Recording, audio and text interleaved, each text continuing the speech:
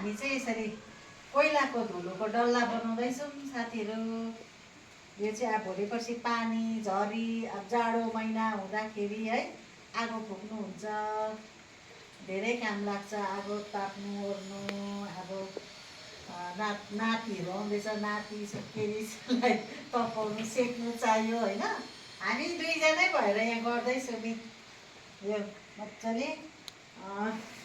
कोइला हाम्रो चाहिँ भट्टीमा काठको कोइला, दाउराको कोइला निस्किन्छ कि त्यो कोइला पुरा हुन्छ। त्यो कोइलामा अलिअलि गोबर र माटो मिसाएर चाहिँ हामीले चाहिँ यसरी बनाएर सुकाएर बाल्नुपर्छ हो। दामी बल्छ। तपाईँहरूले पनि कतिले त बाल्नु भएको होला है। पहिला हामी सानो हुँदा माइतमा यस्तो कोइला बाल्थ्यौँ। त्यति बेला ग्यासको चलन थिएन। ग्यास नहुँदाखेरि चाहिँ हामीले चाहिँ कोइला बाल्थ्यौँ। अन्त कोइलामा चाहिँ धुलो सरी आउँथ्यो क्या। अनि त्यो धुलो कहाँ फ्याँक्नु है। अनि माटो मिसाएर चाहिँ हामी डल्ला बनाउँथ्यौँ। डल्ला बनाएर औँलीमा हालेर खाना पकाउँथ्यौँ। अन्त मलाई चाहिँ त्यति बेलाको याद पुरा आउँछ क्या। अन्त कोही बेला यसरी जाँगर चल्छ बनाउनु। यसरी बनाउँदैछु। यो धेरै काम लाग्छ साथीहरू।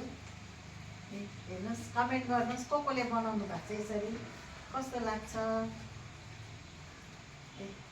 है। मजा आउँदैछ तपाईँलाई बनाउनु?